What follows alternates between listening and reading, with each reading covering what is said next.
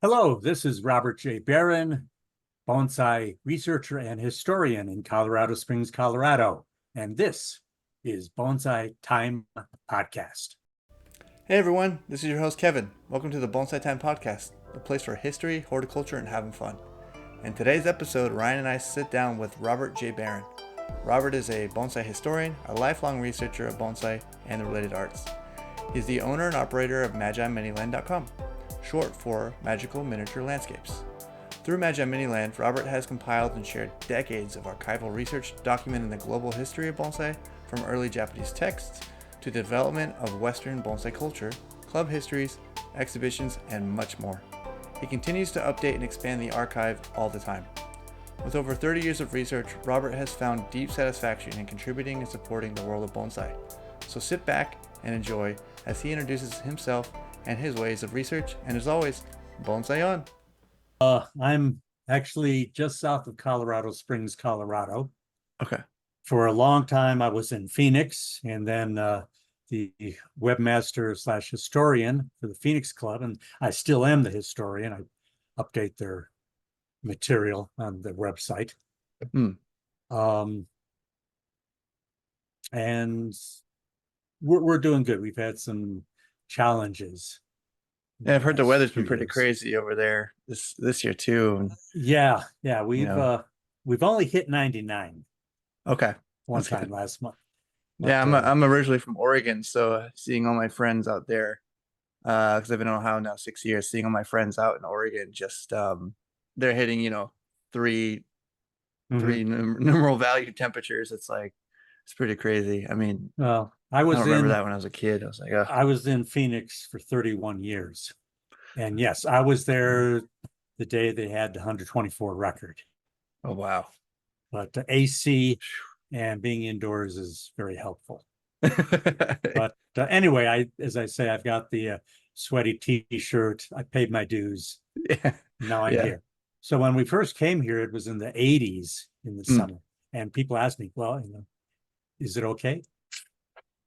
That's it's hotter on a summer night in Phoenix than in the 80s. Let's say it's all relative, right? Yes. And anything over 105, it all feels the same. Right. Yeah. Today, we're just going to discuss your website and the history of it. Good. And all things considering that in relation to how it helps the community and how you've done your due diligence. Yes.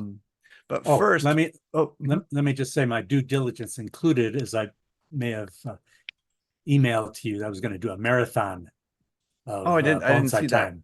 That. Okay. And, yes, I did. I did knock out a few of the videos, so I do have passing familiarity. Also, I do have links to a number of the videos now in my Bonsai Book of Days section.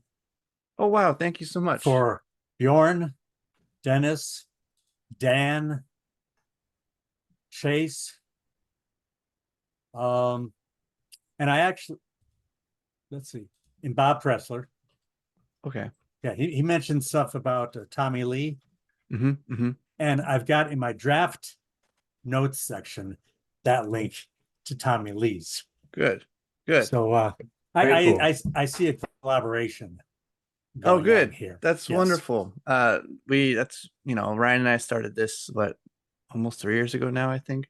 I guess must have been, or something like that. We just released March of 23. So yeah. And because it started October of 2021, I believe it was. So and it's been a journey because we both wanted just to create a better historical audio knowledge of everything that we could, and it's given us a lot of wonderful conversations with people, including yourself today. And I haven't had that much experience with audio video, even though I've got lots of links to other material. Like I said, I can see a collaboration developing. We would love that. Cool. We definitely started this with the goal of preserving history. That was pretty much the only reason that I didn't really think much past, I want to interview Dan and get that out, and have a better record of that. But then we've just kind of evolved that to everyone that we can find time to capture, basically. And that is excellent. That is excellent. Yeah, Chase Rose, there's going to be ongoing episodes with him because his life is so lengthy in relation to his bonsai career, but also his history, just as the world he's lived in. It's pretty interesting stuff. Yes. Yeah. I've got a book of days listing for him. Yeah. But not as detailed. And the thing I'm not going to do is sit down and transcribe vast amounts of information, put it in. No, I just put the link in because it gives the readers, viewers, a chance to better know the person with the cadence, vocabulary, all that stuff. I've got one of Chase's, I think it was one of Black Scissors videos on my Magi Miniland YouTube channel. I didn't know you had a YouTube. It's basically just 16, 17 that an acquaintance of mine in Europe who I've partnered with, he came up and put these on. Some of the videos from this series were taken down, but most of them are still up there, and they're getting hits. Okay, we'll have to link to those in the show notes. To get started, what led you to bonsai? I mean, what do you do in your regular life outside of this? Well, I am a buyer for a community health center that has 22 locations, mostly in the Springs, but also as far west as Divide, Colorado, and as east as Lyman and Strasburg. We have about 74,000 clients. We are big on access. We started 53 years ago as the free clinic of Colorado Springs, open 2 nights a week in a borrowed facility. Very cool. We've grown, we've developed, we're federally qualified healthcare. And I'm one of 3 buyers there. I've been there 13 years. Really enjoyed the sense of service that we get. So you're, sorry to interrupt. Is it like you're buying the supplies that the healthcare center is using? Well, yes, there are 3 buyers. One takes care basically of the dental equipment and supplies. One takes care of the medical equipment and supplies. Then one takes care of everything else. I do catering. I do travel arrangements. It was so nice during COVID because it was all virtual, which make a lot of sense. And is, people don't have to spend days at the airport and going to and from the hotel. They see what is actually there.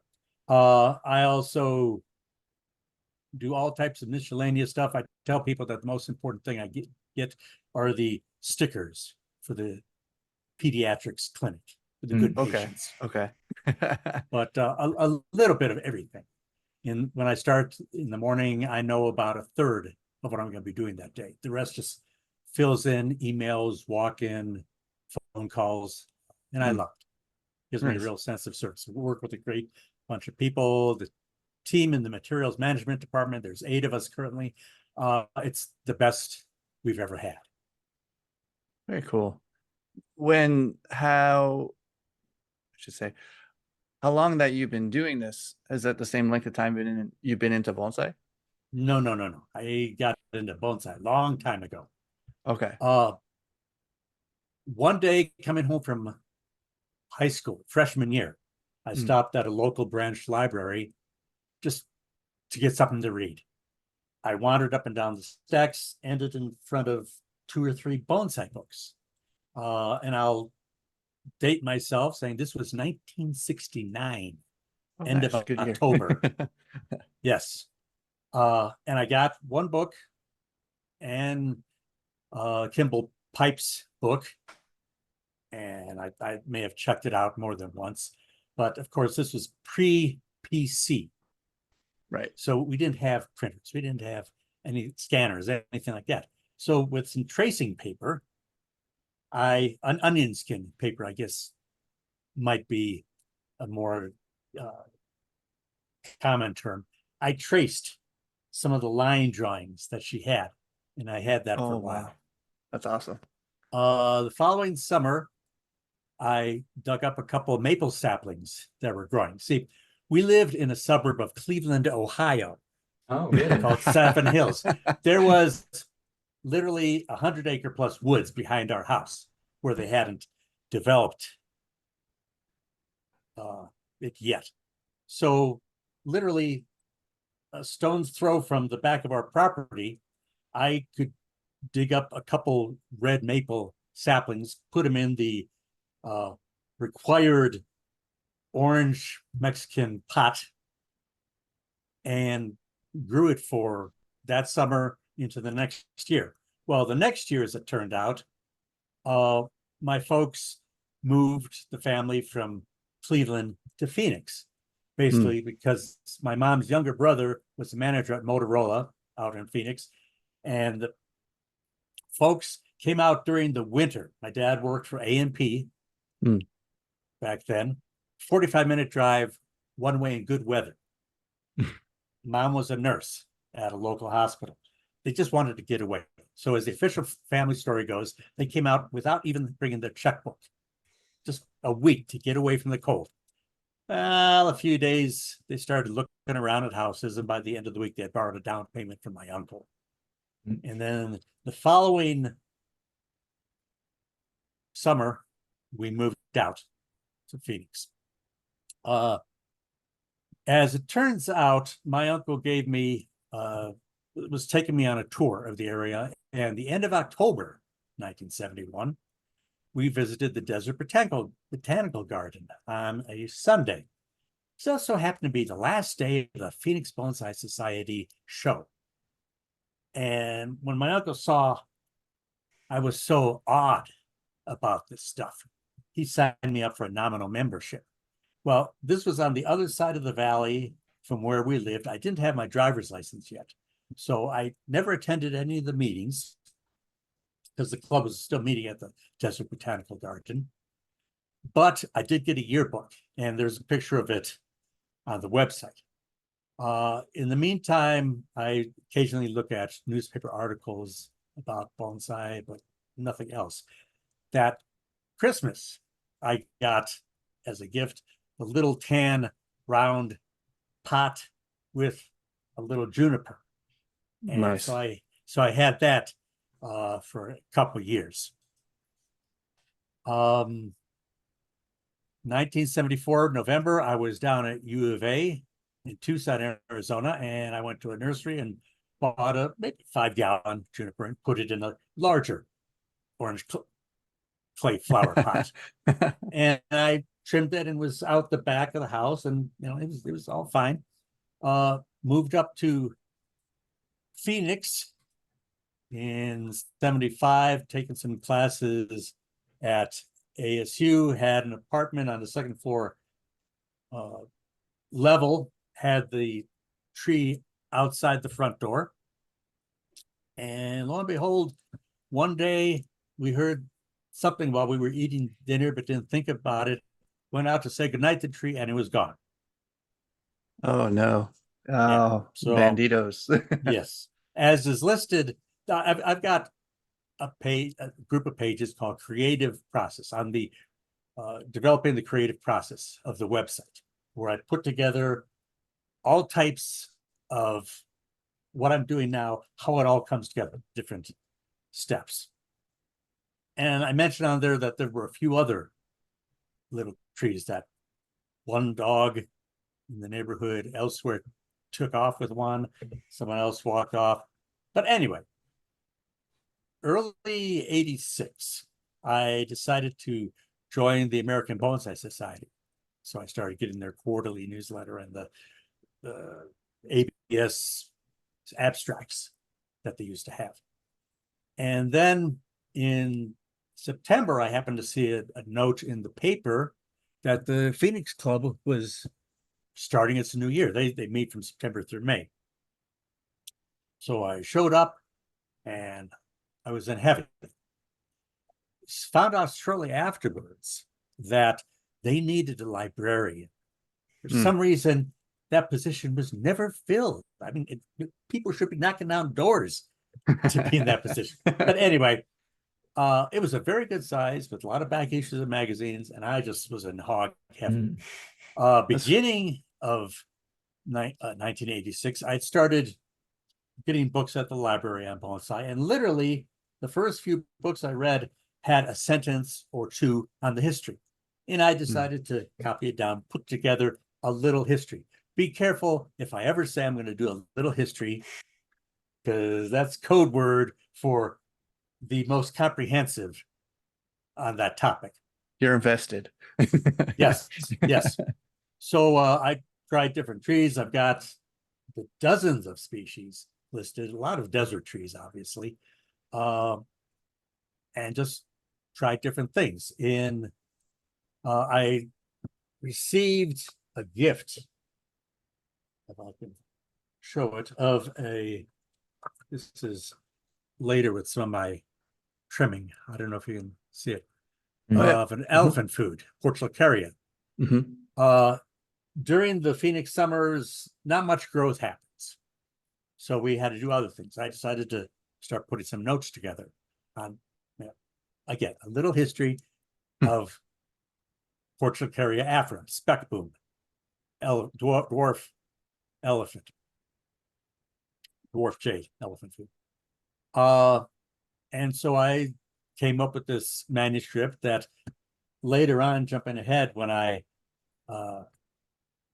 put together the website, I added it, and that has grown and is now in one of the pork bark Portulacaria websites. It's now the 5-part guide that people have. Partly because every time I'd go on the site and people would be commenting that they were newbies, I'd put up the link. So they finally did it for me. Excuse me. Okay. So we're in the early 90s. My little history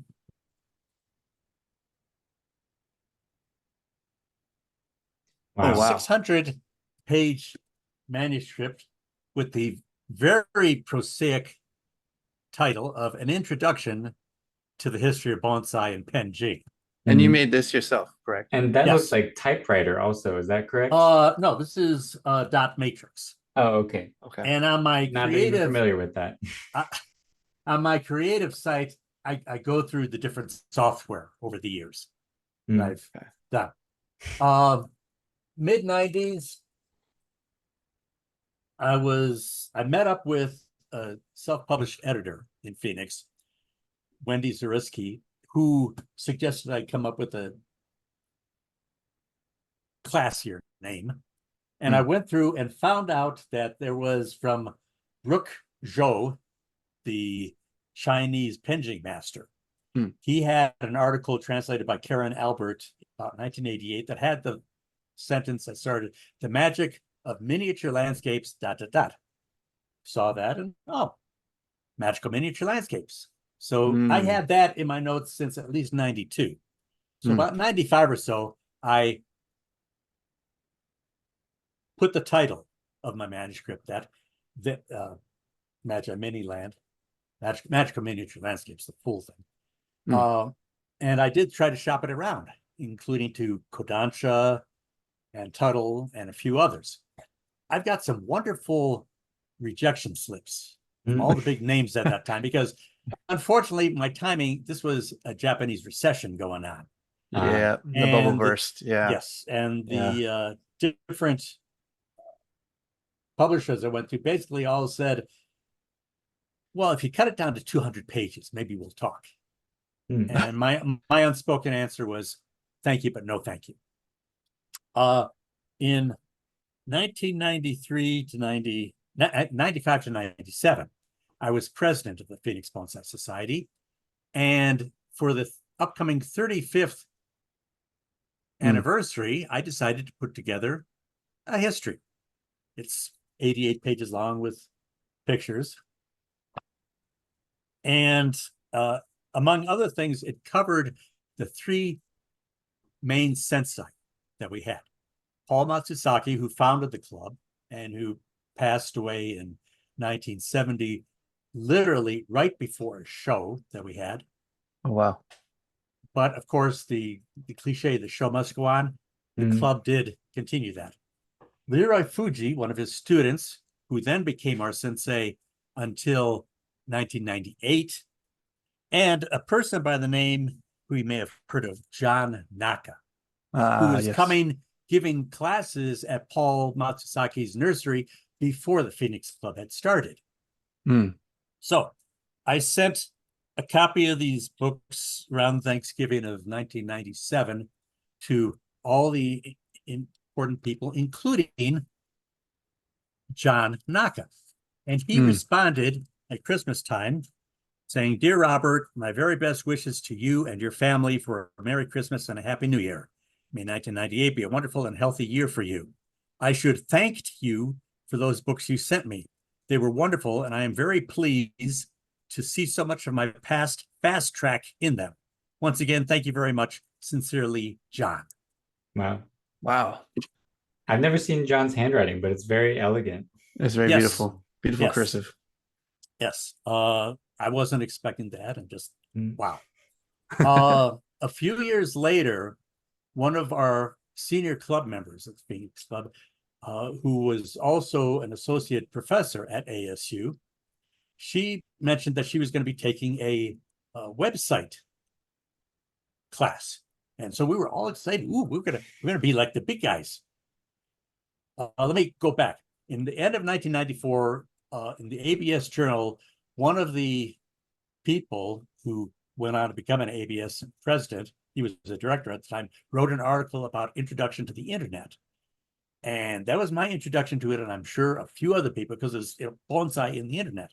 Well, a few months later, I was working as a medical underwriter for a couple, in the 90s, I was medical underwriter for a couple of different insurance companies in Phoenix.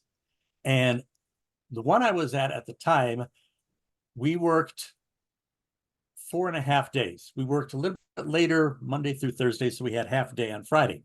Well, a couple underwriters I worked with had gotten this thing called the internet. And so end of March, I started going there on Friday, and Bird Preston, the one underwriter, he let me go at it. And this was amazing.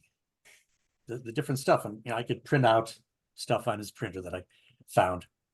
And about a month into it, I came upon what became the Internet Bonsai Club. Rec.arts.bonsai, I think was the name at the time. And this was interesting. And I was using his name, Bird, B-Y-R-D. So if people ever have anything, that was me. And I'm the one who put in different comments about the history and got feedback. And it was wonderful. This lasted through the end of 96. And there were changes in Bird's life. So that's fine. So then 99, I got my own computer. I decided to get email. And along with the computer came 5 meg of space. Well, I didn't have that much to talk about myself, but I knew this group, Phoenix Bonsai Society. So I started putting on stuff about them, and the very first homepage is saved and linked on the creative process pages. And I just started putting in a little bit of history that I had. And that included a biography of John Naka.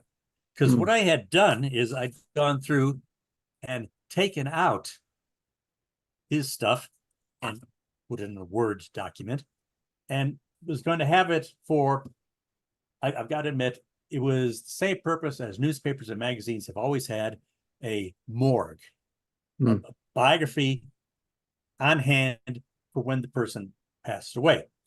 Well, someone wisely told me, but put it in now, which I did. And so it became the definitive biography of John Naka. Again, mostly chronological, with lots of detail, showing where he went from local to regional to national to international teaching. And little did I know that in May of 2004, when John did pass away, as a matter of fact, I came home from my oldest daughter's high school graduation, went onto the computer and started seeing the emails that John had passed that day. The Los Angeles Times obituary, they contacted a person at the Phoenix Club who referred them to my John Naka bio, and they got some information of that for his obituary. Yeah. I also put together a single URL link to Yuji Yoshimura. He passed by that time. Kyozo Murata and Sabaru Kata. So they're all on there. At one point, I decided this is a lot of effort. I'm not going to do full-blown bios on all the teachers, but around 2001, I started putting together what I call the Bonsai Book of Days. Basically taking 365, 366 days in a year, dividing it up by month, and for each day, as best I could, put in 1 to, I think the highest number is 5 different items that happened that day in different years, whether it be the birth of a teacher artist, and you can tell because the first paragraph, the day, the year, and the first paragraph is in green, or their death. First paragraph, the first sentence is in red. And I've also got that coded elsewhere where a link to them, if you see the green and then look in the C also at the end of their listing in red, that's their obituary, the date they died. And I feel honored and humbled that over the years I've been chosen by the universe to be the one to memorialize a lot of people. Because a lot of times, I've been on Facebook since 2008. A lot of times I'll see something and lo and behold, if I have something already drafted, usually that day after work, I will finish it up and post it, and then be the one to share the link to people. It's not something I want to do, but I've done it so many times that I recognize this is one of my calling for doing the website, for archiving the history. Now, go back also to the early 90s, I did 4 articles for the ABS Journal and 1 for BCI. All of those are with permission now linked on my website. And the very first article I did was the second one I wrote, but the editor at the time, Jack Wickel, he's in Michigan. He was the editor at the time, and it's awesome. The first article I did was on Hachinoki, the old Japanese no production, about the old samurai with the 3 Hachinoki, the bowl potted plants. That's on there. However, I then sent in another article that I've been working on called some Bonsai Futures. Jack wisely thought that would be a better introduction of me to the bonsai community. So we worked it over, and that's probably the one I've had to rework the most, but it's also the best. He did not let me get away with anything. and it's so much better because of that. So that was the first one published in the fall of 1991. Ironically, that same issue had the mention that Kyozo Murata had passed away. Anyway, some Bonsai Futures article is on my website, and including is a line that we will see the passing of various teachers and students. It's something that was going to happen. Well, I've got footnotes. And for the footnote for that particular line, I've listed all the different teachers and artists and students who I have there, and the month listing for their obituary. So if someone really wanted to, they could go into the notes of some Bonsai Futures and see the long list of who's passed. And there's a link that you can click on to find out the details. Real quick, Robert. Yes.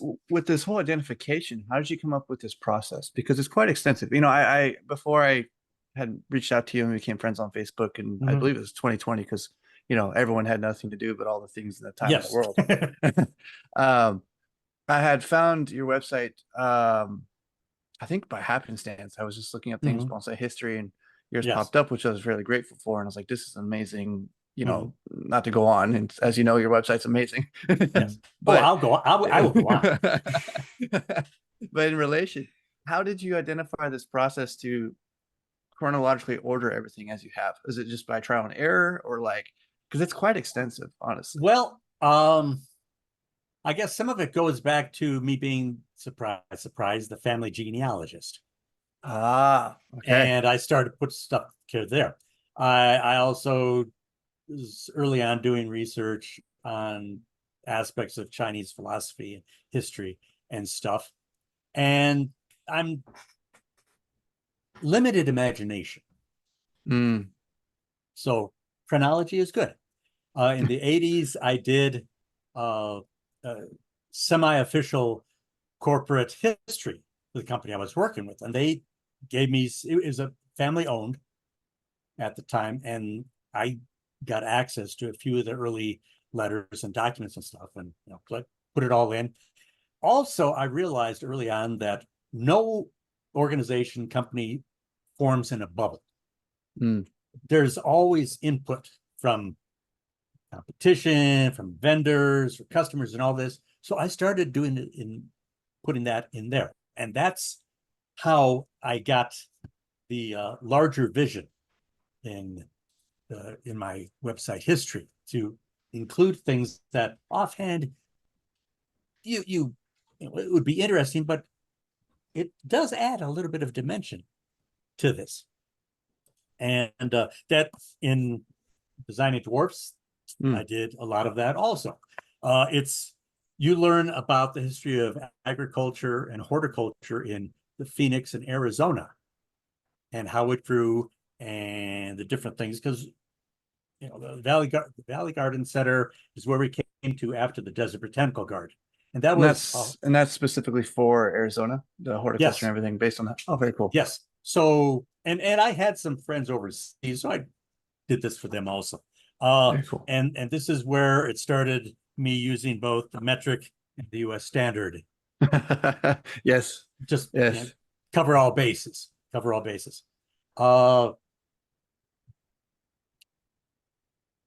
And in the creative process section, and basically you go to the home page, and there's that grid of links.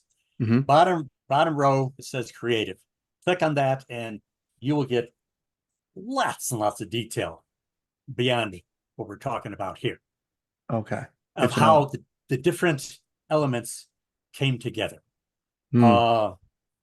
I had early on computer inventory with a big old honking IBM 360 computer, the size of a couch. I was going to say big as a room. Yes. At that job, one of the first things I did was for a mirror and flat glass company in Phoenix.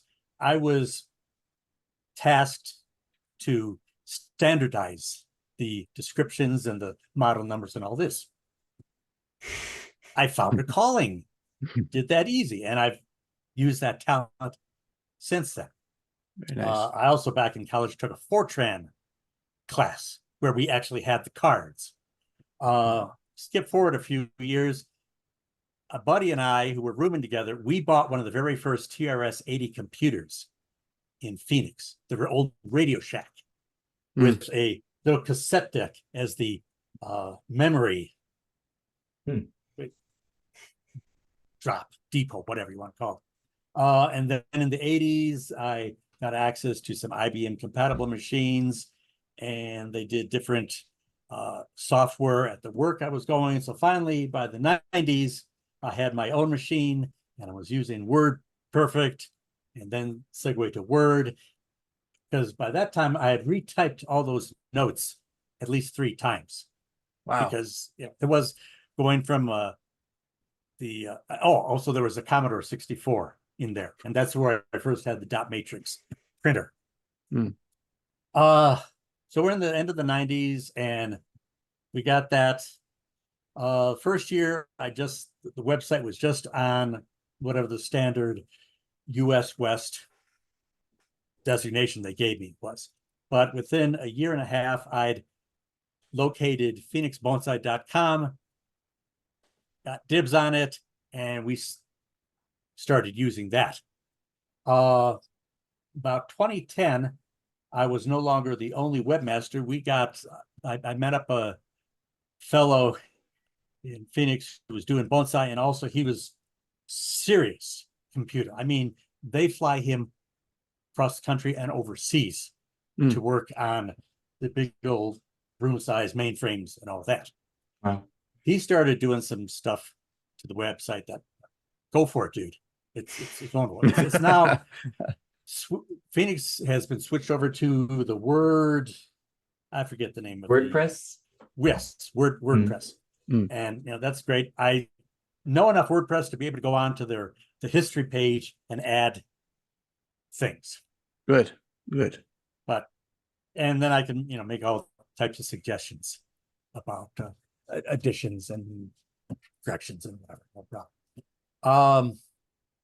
About that time, I put in the meta name or something on one of the pages, which in the current website is the top middle page, Magical Miniature Landscapes. I put in magiminiland.net, magiminiland.org. Just cause. Throw it out there. By 2016, I had decided to take the history information and put it on its own designated website. I talked to a few bonsai knowledgeable lawyers in the decade before, suggesting, well, what could I do to ensure that if something happened to me, the history, the archive website goes on? Didn't really get an answer. So finally, I transferred the history information to a totally different server than what Phoenix is on. And I opened up magiminiland.org.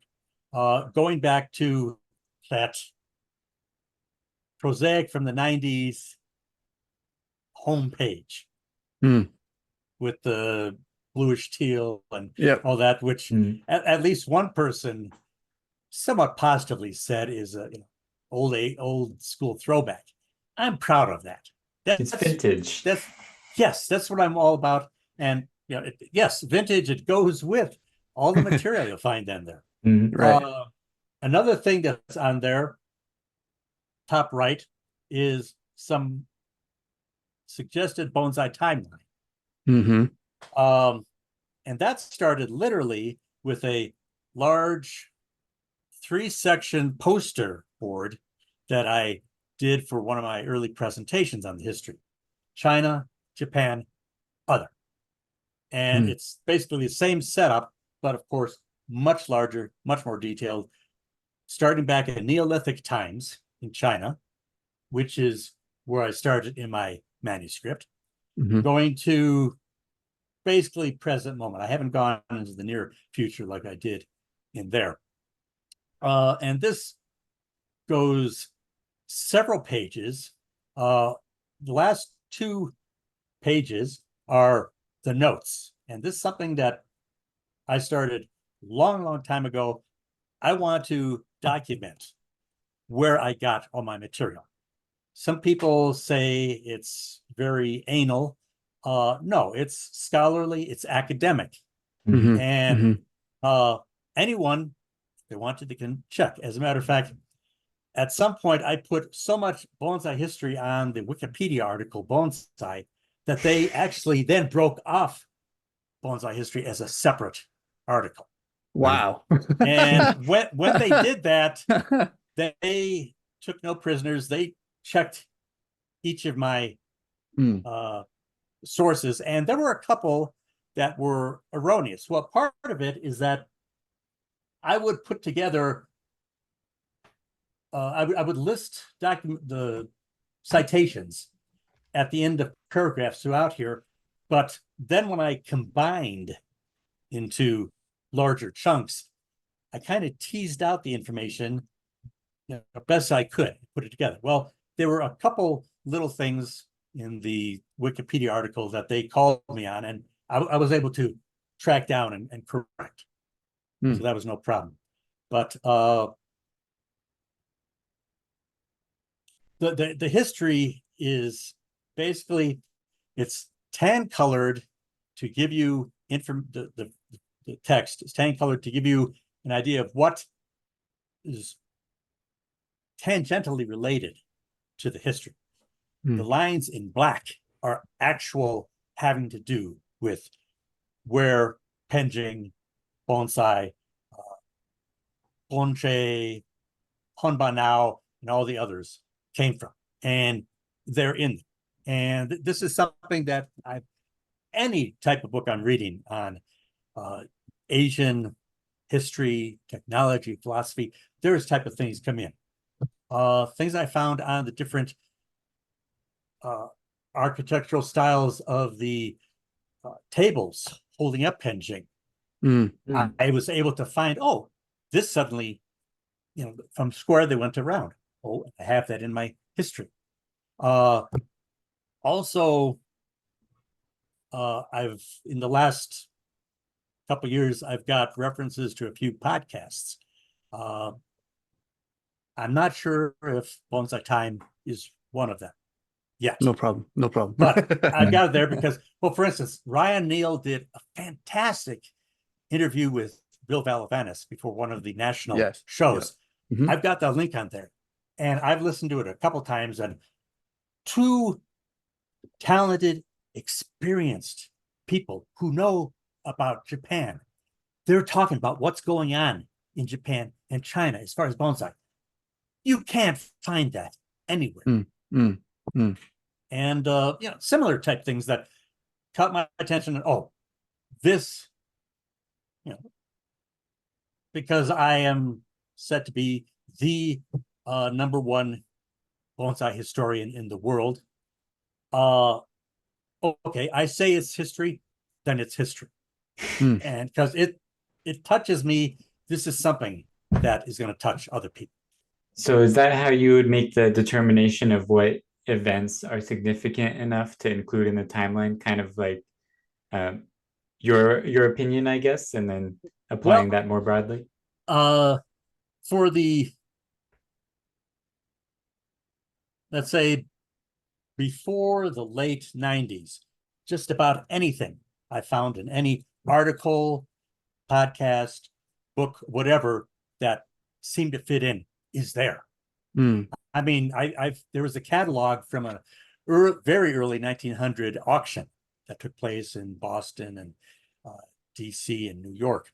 And in reading the notes quickly, it gave names of some of the growers at the time and some of the people who worked at the Imperial Bonsai Collection.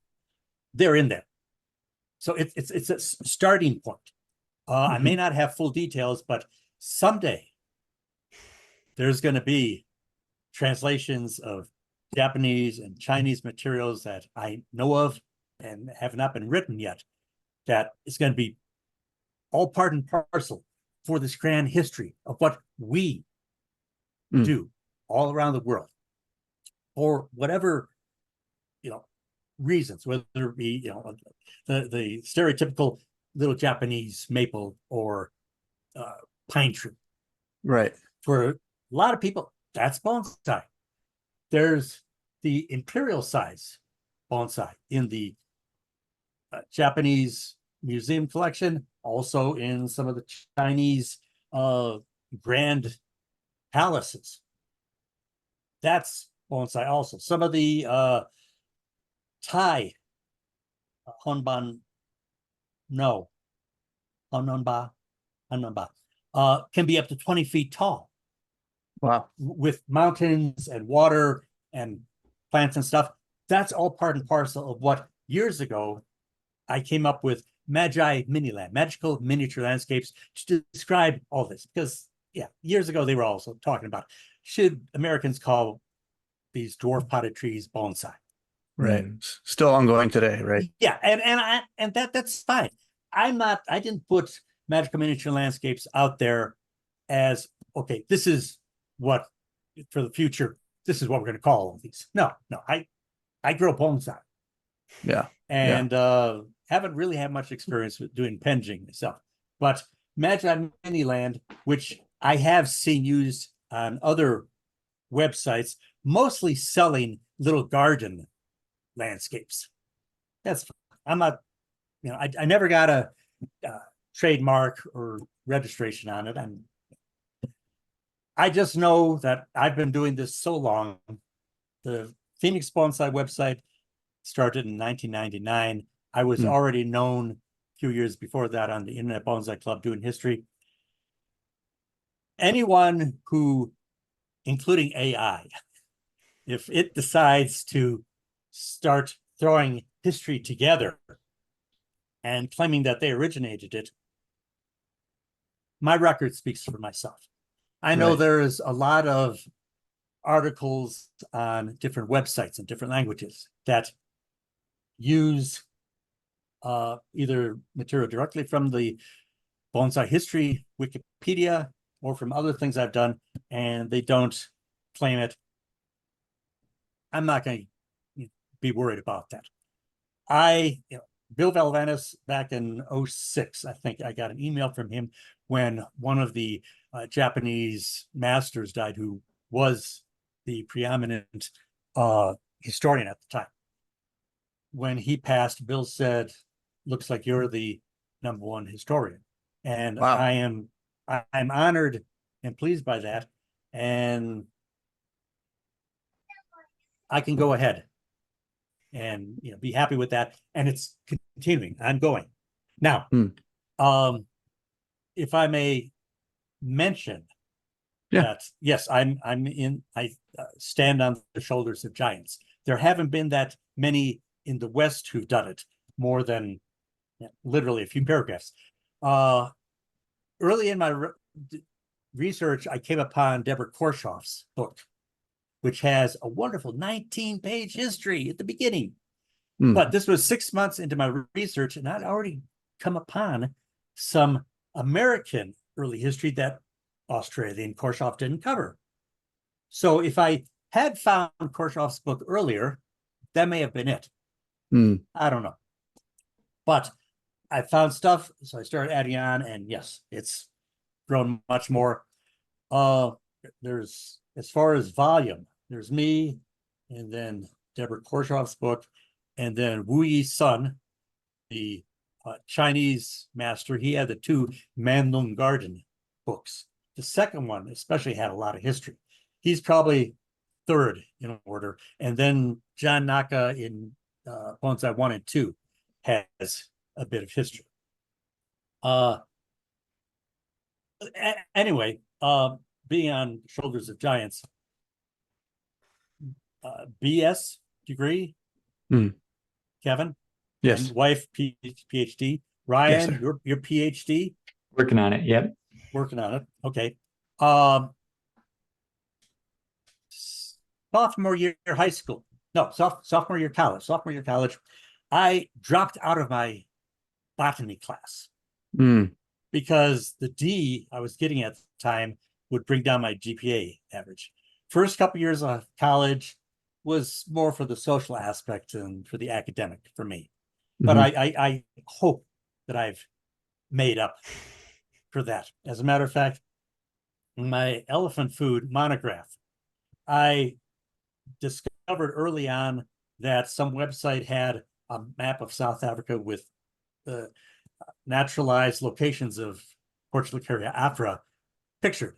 And I mentioned my article on the website and asked them for a copy of this to use. They sent me an envelope, which I still have in storage, addressed to Dr. Robert J. Baran. I wrote back for them, saying thank you, but I don't deserve that title. They never wrote back, but there was never any need for correspondence. But yes, I realized that I've probably made up beaucoup for that dropped botany class. And then some. Yeah. Yes. Yeah. You look at my listing of plants for bonsai that has some 1,700 species that have been used in bonsai, pinjing, and related ones. Maybe a dozen of all the different species, and I've got it listed by 153 plant families. Maybe a dozen of those only went as far as in some articles suggesting that maybe we could try these.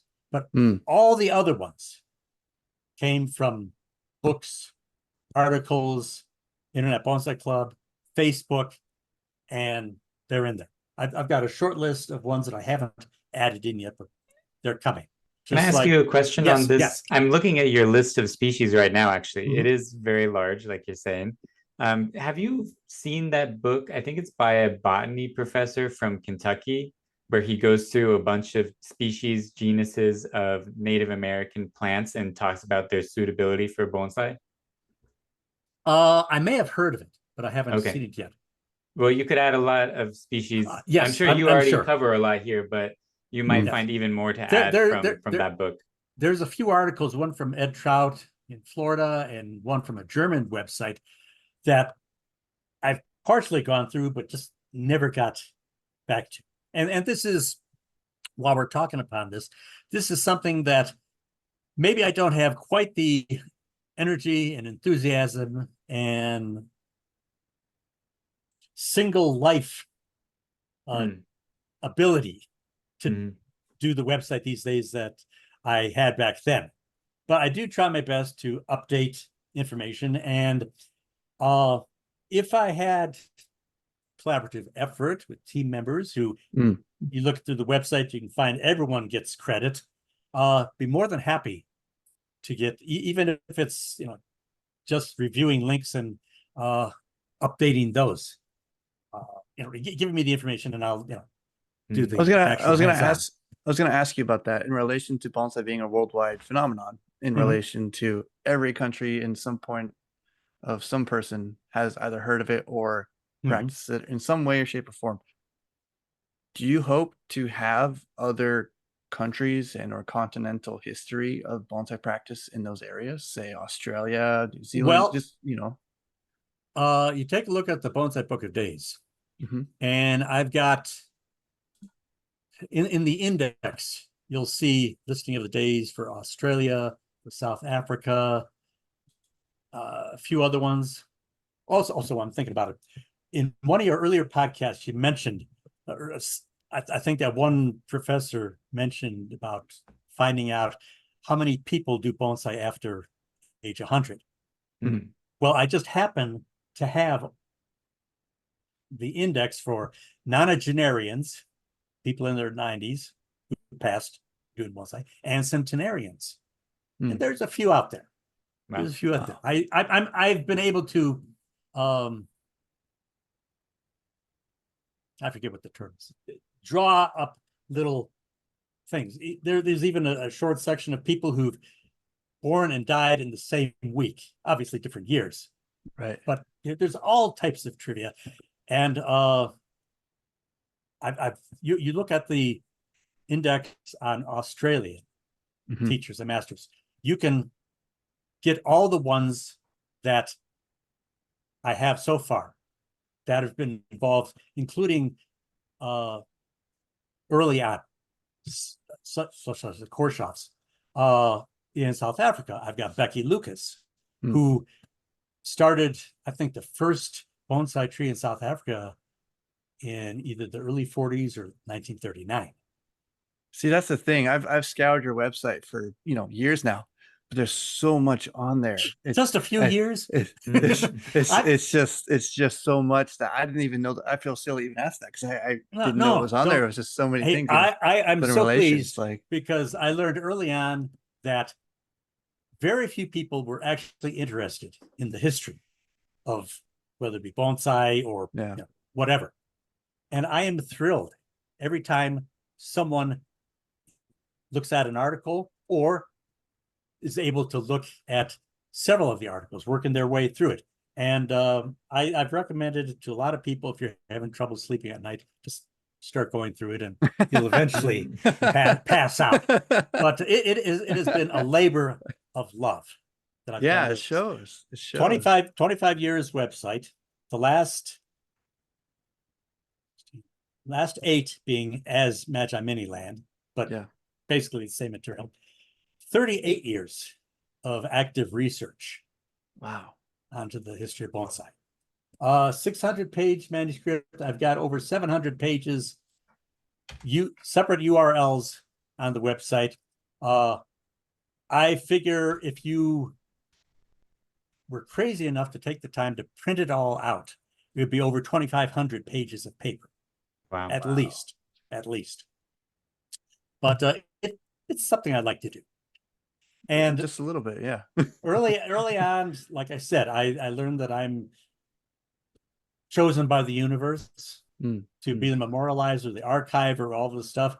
I constantly hear back from especially older bonsai enthusiasts that it's wonderful. I'm constantly throwing on links of Mr. Robeson on the Bonsai Society of Portland Jeffrey. website. Yep, Jeffrey. Yeah, Jeffrey. Good friend. Good friend. I'm always throwing links on there, and he was gracious enough to make mention to me. One time, about 8 years ago or so, somebody on Reddit Bonsai came upon the book listing over 1,400 titles, and was just wow. And so he gave me a shout out. And for a few days, I had a massive spike in visits. I'm happy with. Well, we're hoping to get more people invested because, with Ryan and I, we both agree that if we don't know where we've come from, we don't know where we're going to be able to go to, because if you don't know your history, you'll never know where you can go from learning from it, right? Exactly. What I came up with, I think I put it on the top of the website, kind of describing, is that this gives us a larger vocabulary of what we're doing.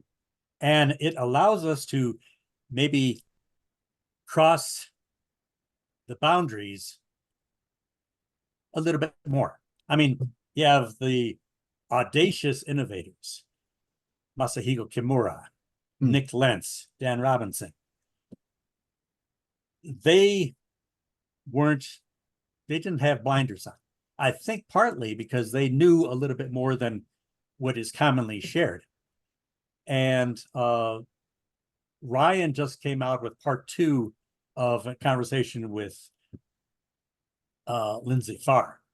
Yeah. Have you heard that second one? Yeah, I listened to both, and that's what I was like.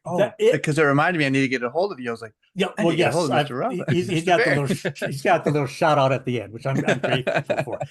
Lindsay and I go back to 2000 when he was doing his first video series, and he found out I had the To Boldly Grow section, bonsai in movies and TV shows, named as an homage to the Star Trek Next Generation that had so many episodes with bonsai in it. So he basically emailed me, and actually I've got links to scans of those 2 emails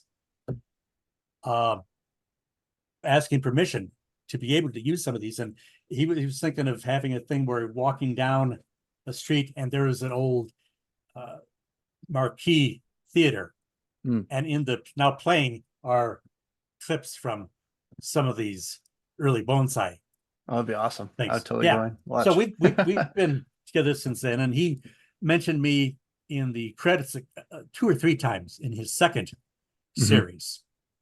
To Boldly Grow, that's another thing. There's over 200 movie and TV news, a few video game listings, and some other thing that I've been having fun.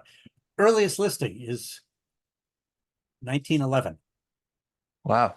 A video that was shot, I believe, in England of a Japanese artist there. And the video itself is gone, but they do have the individual frames. And it's quite interesting. There was some stuff there that you wouldn't know about until years later. But anyway, so yes, there's so much more, and I just happen to be interested in everything, so stuff includes me. Over the weekend, I added a new page. You've got the club newsletters, you've got the forums and blogs, you've got artist interviews, and I added podcasts just because that's just for the fun of it. And I've got some stuff in there. Do you think it's becoming harder to chronicle like the modern history as there's been this massive explosion of online content and things like that? Yes. And tied in with, I guess I'm getting wise as I'm getting not so young, that the more you know, the more you realize you don't know. Yeah. And that there's so much going on bonsai worldwide that, yes, I've got a basic framework, but the framework is showing gaps more and more. But I'm going to give it a go. Well, and that's what you said earlier, if I recall correctly, and correct me if I'm wrong, that you would like or take in anyone to collaborate with as well, especially younger people, because there's a lot of people that we know younger than us and possibly a little older than us that are into bonsai history, and similar to like Angelica Ramirez doing like the Potter's online categorization, doing that as historical and the fact there too. How do people help you with that? I mean, if someone was interested, how would they just go to your website and do it that way, or go to the website and email me, rjb@magiminaland.org. Okay. And I've gotten a few random emails.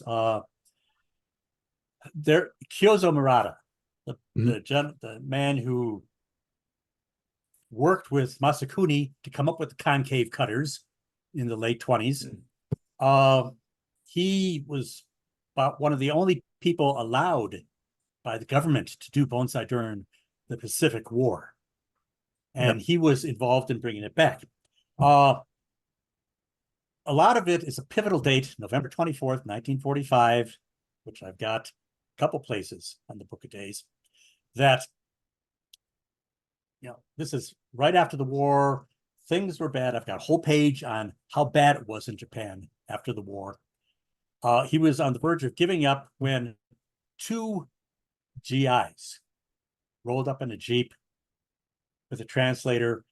They'd heard about his nursery. They went in to see. They spent several hours there. Then he brought out the guest book, which he hadn't opened in 4 years. They wrote down some stuff, and when he had it, when Murata had him translated into Japanese, he was just invigorated and pushed on. And basically, because of that, bonsai survived after the war in Japan. Wow.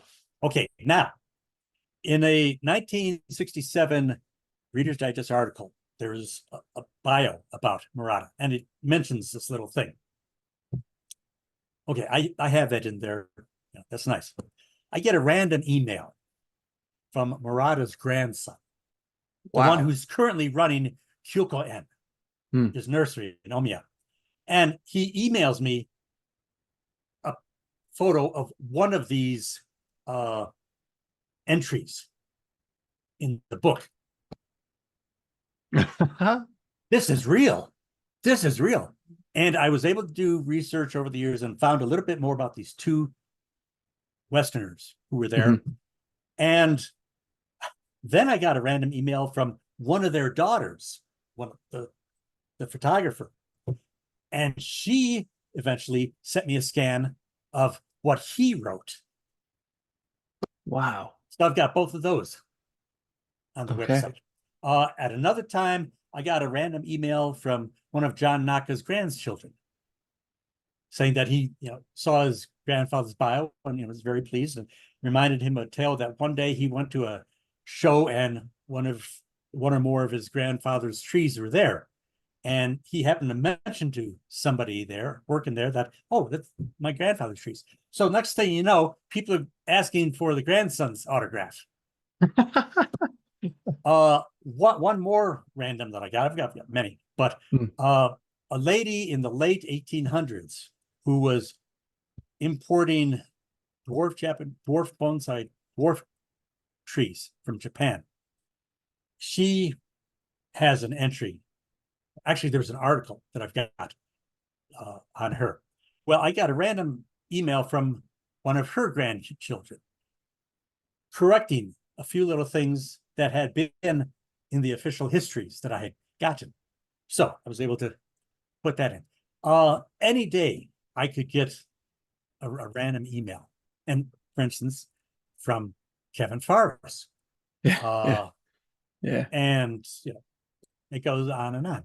I've been friends also with Craig Cousins since 2001. And he found some interesting information that I had on the history on the website, on history in general, and also on Chinese schools. Well, he then decided, instead of taking that information and summarizing it, he was just going to have me have the information in there. So I've got 14 pages of history in here. Part of it on the Chinese schools, he has pictures of the different styles that I described only in text in there. And so, wow, yeah, I recognize the text, but who wrote this interesting article with the pictures and everything? Right. So I'm constantly surprised and blessed, and it's just awesome. Serendipity. Yes, and of course, Craig these days is on Facebook as Nick Tokonoma, if you ever look him up. But we're still friends, and we correspond. One more. Oh, well, two more. 2005, I came up with this. This is actually the second version. The first version never went into print because I had started doing pictures, but I ran into a brick wall. I'm only artistic to some point.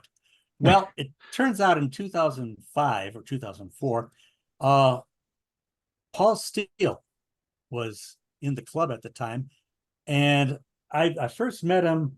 There was a show of trees, and he was doing some awesome sketching of the trees on the brown paper that was on the bottom. So we started talking, and soon enough, he started doing some of these awesome pictures. That's great. In here. So I've lost track of him a long time ago. I hope I meet up with him again. Plus one more. This recent book. Yes, Okay. That's a good one. I happened to see that in the bibliography, it references my Bonsai Book of Days. That's amazing. Yes. And that's the Bonsai and Pinching book from the National Arboretum. Yeah, right? National Arboretum. Yeah, by Anne McClellan. Yeah. So I've got all types of stuff, and there's also a site kudos.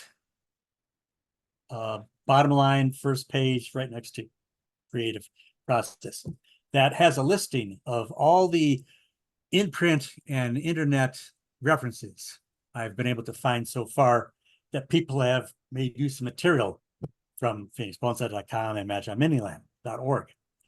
And part of the reason I started putting this together way back when is because I know very few people are really interested in this, and I wanted to maybe boost myself, not a big public thing, but just that, hey, this stuff I've been doing for so long, it is of value. Some people are looking at, and a lot of this stuff is not by bonsai people. For instance, I've done an analysis that there's material from, I think, 5 doctoral theses that have referenced material from my website, and 3 masters that I know of, plus a number of in-print books and stuff. And the amazing thing is that your website's free. Yes, yes. A number of years ago, a few different people asked me about monetizing it, and I just couldn't see that because all the relevant current material is out there, and if I suddenly started coming up with special additional material for subscribers, where am I going to find time to do that? Right. And the incentive just wasn't enough for me to suddenly change a good direction of this. So yes, it's for free, and I occasionally get emails and things on Facebook and whatnot that there's some corrections. Fine. I just put this out there. This is what I've learned so far. Tell me what you know, what needs to be corrected. Question for you. With all this chronological order and history and all those things you found, do you have any specific ones that stand out to you that like made you more just it impacted your life by the history that you found, because like, wow, this comes full circle to me, or some understanding or something that you've been through that you found in history that was like, wow, that changes my perspective or my opinion on many things? To be honest, Kevin, the thing that has impacted me the most so far, and it's only been a couple of days, is that second part of the Ryan Neal, Lindsay Farr conversation, talking about the stuff that Kimura and Lentz and Robinson had to go through, just lambasted by the official status quo. But also the earlier part where Ryan goes into, oh my God, the spirituality and that whole section that is maybe very infrequently hinted at, barely at even some of Naka's books and stuff. But this goes into the soul of a master and his thought process. And yes, when he's teaching apprentices, he's kind of stuck in that mode of teaching, of having them learn, so that after his apprentices go, now I can explore other realms. Wow. I look back at the earlier bonsai books, and it's basically how to keep the tree alive, maybe with a little bit of trimming. And then you get into Naka, where there's deliberate design and shaping beyond the early models. And there's Western people being apprentices. The first Westerners came back, and what we found out, it may have been mentioned in the first part of that podcast, is a lot of what the early apprentices learned is wrong, but they took their learning and through their Western filter passed it on, and that's what went on. John Naka, when he come back from Japan on all of his trips in the 60s and 70s especially, would teach one new thing that he learned to his students. But again, listening to Ryan talking in part 2, he was so much beyond Bonsai 1 and 2 and all that stuff. And just, he was feeding pablum to kindergartners. And yes, the type of stuff we find in the last decade on the iPods, the podcasts, registered trademark, and the podcasts and Facebook and YouTube and all that. Oh, there's so much information that I wish a decade or two ago had been accessible to me. I may have had better horticultural luck. And ideally, my website is what I would love to have been able to stumble upon when I first got into this. Right. Wow. So I am very pleased and happy for the younger generations, what they're able to access. And with you folks interviewing these people who are still around. I never got to talk to Chase Prasad, but a couple times I did help Salida with when she was in charge of the World Bonsai Friendship Federation. She asked me for some history information, some of which was used in their big conventions, and that I was, able to supply. And of course, I was also devastated when I learned she passed. Also. Yeah. I just was at Chase's this last weekend and the weekend before, just helping him out. And we always chat, and I brought up your name. He's like, "Oh, I believe I heard that name," and things that way. He's going to be 90 this January, right. So it's the fleeting thoughts of life and everything else. Of course. But just so much history involved with everything that you've done. What, as a person who's involved in so much history, like I said, what do you want to see for people like ourselves who are doing the podcasting, or other people who may start a podcast, or some kind of formulated thing to help spread bonsai awareness? What would you like to see them do or represent for history or for future history? Well, one thing that I've always wanted to do that very few times I was able to, I had a phone conversation with Chris Cochran, who used to be secretary of the National Bonsai Foundation. We've been friends since the early 90s, well, the mid 90s with the Internet Bonsai Club. He and I had one or two fleeting conversations where we talked about meta history of bonsai, much deeper than any of the stuff on the website, stuff that, having done all these years of experience, this is what I secretly wish I could discuss with people, see done. Not oh, how wonderful the website is and all that. That's going to have big deal. Trust me. It's like that when the old Zen saying that it takes 7 years to get over enlightenment, the stench of enlightenment. Then you can just go on doing things. I'm that way with the website. It's wonderful. I'm adding new stuff up there. I'm thrilled that more and more people are discovering it, both enthusiasts and non-enthusiasts. What I would like to see is, okay, using this as a starting point, what else in history? Like I said, I know there's lots of material in Japanese and Chinese books that haven't been translated into English yet. Good, bad, or indifferent translations. There is more to history, and to be able to find maybe some earlier references to the spiritual or true Zen aspect that masters and enthusiasts had, beyond the 50s and 60s Western interpretation of Zen. Right. That I would like people to be able to find information about some of these onesie twosie names that I have from centuries ago. My big one is I've got a couple pages on the Imperial Bonsai Collection. Again, most detailed you'll find in any language, anywhere in the world. On the second page, there's reference to the third Tokugawa's white pine.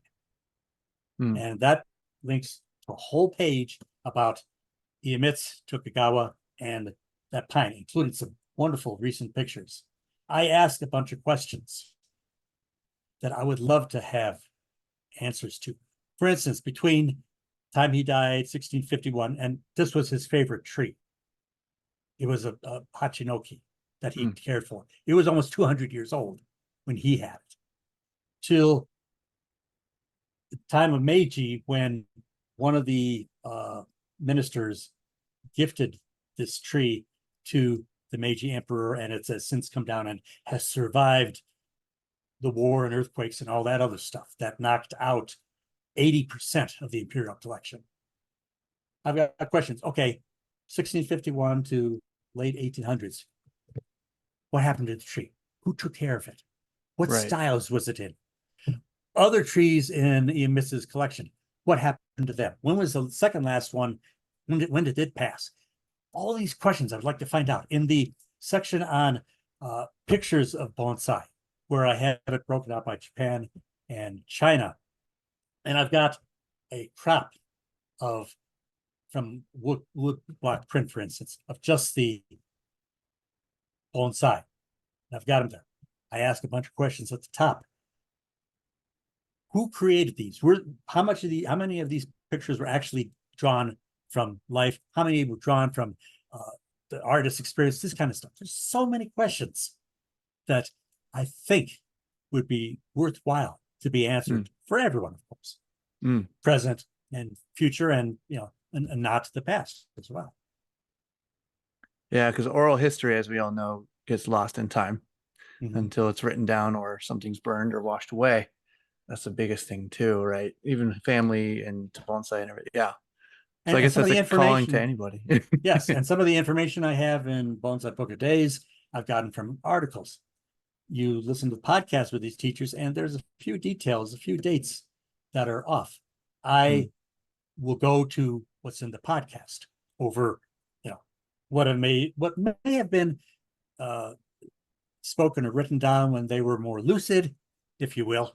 But hey, I'll give the benefit of the doubt that, unless there is something really obvious, a major discrepancy time-wise,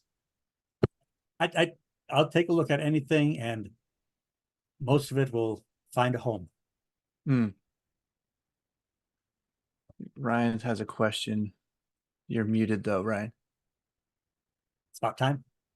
Yeah, sorry, my I don't know, my mic switched halfway through or something, but I was going to ask a question, Robert. So you mentioned that some of these figures that we think of as maybe iconoclast is the right word, like they broke out of the norm of the time, like Nick Lands and Dan Robinson. Yes. You accredited their ability to do that to having possibly a more expansive knowledge about what bonsai had been, or how bonsai might have been done previously, and that could be part of it. I know Nick Lentz had a history, had studied architecture and art, Western art, including some of the German that was different from what we usually find in the U.S. I think that did come into play. Okay, Dan Robinson. I'm understanding a little bit more. So you're saying because they are more aware of outside influences and other ways of looking at things, that's how they expanded how they were approaching bonsai. Okay. Yes, Dan Robinson, with all of his arboricultural arborist training, he's seen a lot more trees than we have in the park, on the street, and all this. He's seen what nature has done to these things. And that's why he's been inspired with a lot of his works. I mean, there's one from the 80s, mentioned in an article in the 80s, Jackie Gleason dancing. Oh, yeah. That I don't recall seeing that in Naka's books as one of the official styles. And this is something hinted at, even going back to the first bonsai book in English, 1940, the Japanese person who did that. He specifically says he hopes that as bonsai goes to different countries, they use native plants. Well, obviously, native plants, kind of a paraphrase of what I used to say at the club, is they didn't read the books. They don't know how they're supposed to grow.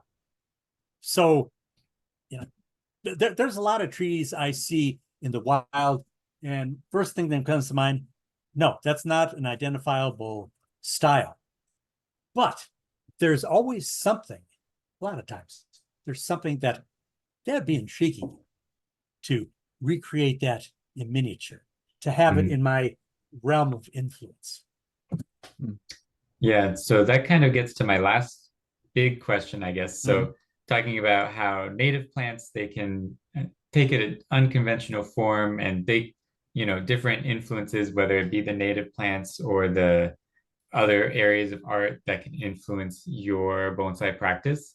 But then, Robert, you've studied bonsai history, according to Bill Valvanis, more than anyone else alive. So you may have a greater depth of knowledge on different styles in different countries and just in terms of the array of styles that are out there currently.